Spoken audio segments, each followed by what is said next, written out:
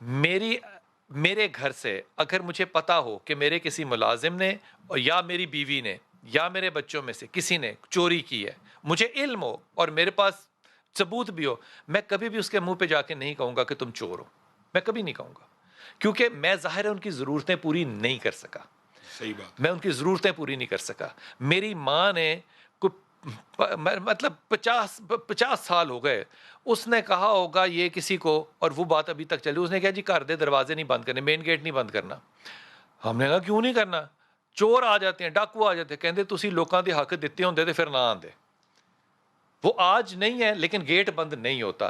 یہ جو معاملہ ہوتا ہے نا کہ میں پیسے رکھتا ہوں اور وہ چوری ہو جاتے ہیں اور میں زکوٰۃ صدقہ دیتا ہوں، میں اس بات کو تسلیم نہیں کرتا، ذہنی طور پہ تسلیم نہیں کرتا۔ اگر انسان نے پورے حقوق دیے ہوں تو مال میں برکت آتی ہے۔ مال میں برکت آتی ہے، لیکن بلال بھائی چوری کرنے کا بھی اندیشہ ہو سکتا ہے۔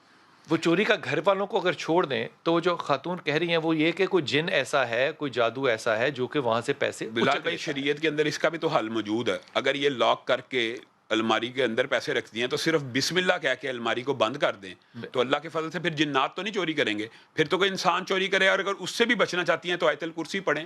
یہ تو صحیح حدیث ہے، حضرت ابو ہریرہ کی، ابو ایوب انصاری کی، 3 صحابہ کی یہ حدیث لگاتار متواتر ہے۔ بسم اللہ پڑھ کے بند کریں، ہاں، اور آیت الکرسی پڑھ آیت کے الکرسی پھونک پڑھ دیں اور تو پھونک دیں، انشاءاللہ اور اس کے اگر بعد اس کوئی کے بعد بھی کچھ ہوتا ہے تو پھر آپ نے سائیکٹرسٹ سے ملنا ہے کہ نائٹ سلیپ تو کوئی نہیں کرتا، وہ نائٹ سلیپ ہوتی ہے نا، سونے میں سوتے ہوئے لوگ جو ہیں وہ چلتے ہیں اور بہت کچھ کر لیتے ہیں۔ اس لیے اچھا گمان رکھو، اچھا گمان رکھنا بہت بڑی برکت کی بات ہے۔ اور یہ جو شام نے بات بتائی ہے نا، جس کے اوپر حدیث ہونا پھر اس کے بعد شک کرنے کی گنجائش نشتا، پھر شک کی گنجائش بالکل نہیں ہو سکتی۔ حضور اقدس جب تربیت کرنی ہو بیٹیوں کی تو سب سے زیادہ آپ کے خیال میں ایک اہم ایسپیکٹ پیرنٹ کو کیا کرنا ہے؟ جو سامنے بات رکھنی آپ نے چاہیے؟ ابتدا میں کی ہے نا، وہ بڑا بہترین آپ نے دباچہ باندھا کہ جب آپ کسی کے گھر بیٹی بھیج رہے ہیں تو آپ نے تو سیدھا مجھے ہی کہہ دیا کہ علماء کہتے ہیں علیحدہ کرو، جی سیپریٹ کہتے سسٹم ہیں ہے، نا واٹس ایپ کے وہ لیکن میری علماء بات سارے، سنیں، میں آپ ہاں کو یہ شرح صدر کے ساتھ اور علماء کا نمائندہ ہونے کی حیثیت سے کہہ رہا ہوں کہ زمین کے اوپر مرد کے اوپر سب سے پہلا اور اعلیٰ جو حق ہے وہ والدین کا ہی ہے،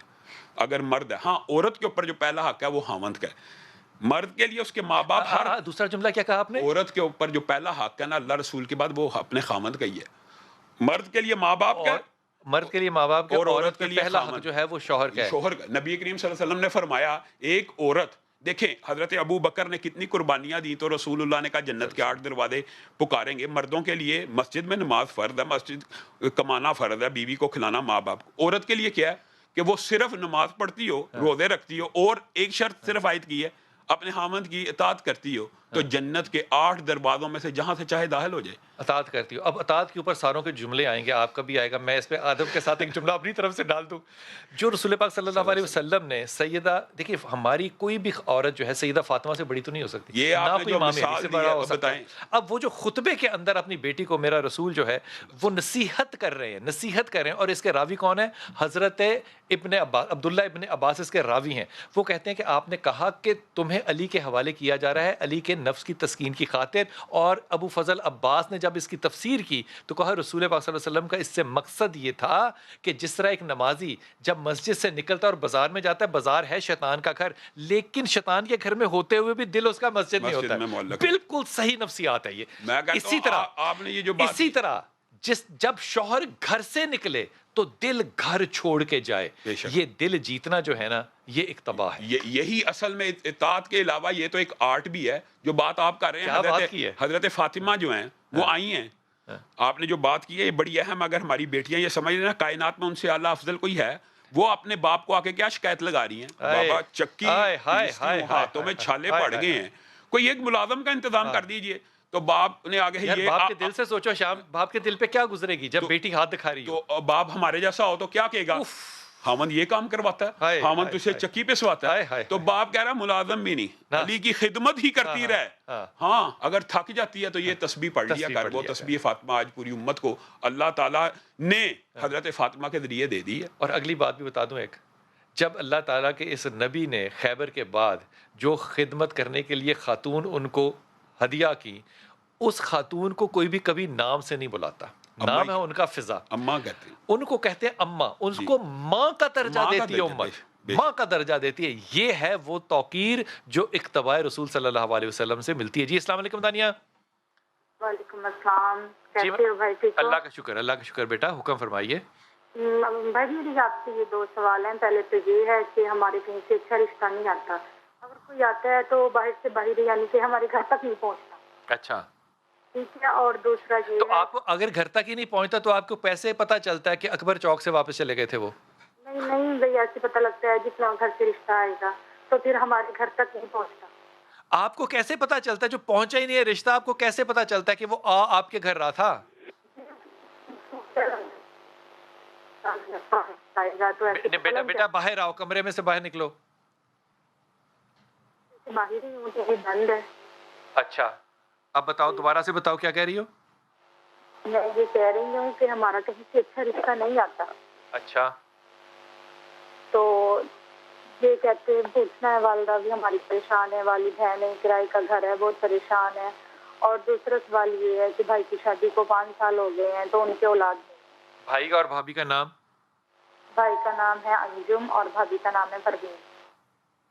انجم اور پروین. اچھا، دعا کے لیے تو میں کہہ رہا ہوں شام صاحب کو کہ وہ آپ کو دعا بتائیں، لیکن آپ لوگوں نے 5 سال ہو گئے تو ٹیسٹ تو کروائے ہوں گے نا؟ جی بہت کروائے ہیں، لیکن وہ امی کو آ کر صحیح بات نہیں بتاتے.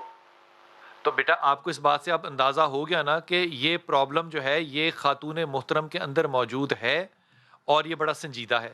اور جب تک وہ میڈیکل انٹرونشن نہیں لیں گی تو اللہ تعالیٰ پھر ان پہ رحم کرے. انٹرونشن لینی پڑے گی. اگر آپ انٹرونشن لینا چاہیں تو ہمارا پلیٹ فارم حاضر ہے، آپ اس دن کال کریں اور ڈاکٹر صاحبہ آپ کے لیے اویلیبل ہوں گی. لیکن آپ کو بھی اشارتاً یہ بات کیوں کہ کہہ رہا ہوں نا کہ آپ کو پتہ ہے کہ پرابلم ہے and there's a serious problem and this needs medical attention. نہیں تو پھر اللہ کے حوالے حضور اقدس اولاد کے لیے وظیفہ. بلال بھائی، جو بہترین وظیفہ اولاد کے لیے قرآن پاک میں میرے مطالعے سے گزرا وہ یہی ہے، ربی لا تذرنی فردا وانت خیر الوارثین. اے اللہ مجھے تنہا مت چھوڑنا اور مجھے اپنی جناب میں سے ایک وارث عطا کر. اور اللہ تعالیٰ نے یہ نبیوں کی دعائیں بھی سنی. دوسری بات یہ ہے جو جنرل ہے وہ یہ ہے، فَقُلْتُ اسْتَغْفِرُوا رَبَّكُمْ إِنَّهُ كَانَ غَفَّارًا يُرْسِلِ السَّمَاءَ عَلَيْكُمْ مِدْرَارًا وَيُمْدِدْكُمْ بِأَمْوَالٍ وَبَنِينَ. اللہ تعالیٰ کہہ رہا ہے جو بندہ استغفار کثرت سے کرتا ہے ہم اس کو بیٹے بھی عطا کرتے ہیں اور مال بھی عطا کرتے ہیں. تو یہ اگر استغفار کثرت سے کریں، کثرت سے مراد یہ ہوتی ہے کم از کم 313 مرتبہ پڑھنا. اسی طرح ربی لا تذرنی فردا وانت خیر الوارثین بھی کم از کم 313 مرتبہ ہر نماز کے بعد پڑھا کریں. یہ آپ نے یاد رکھنا ہے. اور یہ بات جب میں کہتا ہوں نا ہمارا پلیٹ فارم موجود ہے ہمارے پاس، کیونکہ ہفتے میں ایک مہینے کے پہلے ہفتے کے اندر جو ہے وہ ڈاکٹر صاحب آتی ہیں جو کہ آپ کے ان مسائل کو ٹیکل کرتی ہیں. اگر آپ ان سے مدد لینا چاہیں گے آپ کسی سے بھی لے سکتے ہیں تو وہ اویلیبل ہو سکتے ہیں. ہماری بڑی آپس میں محبت تھی، بڑا اخلاق، کوئی آپس میں رنجش نہیں، کچھ نہیں.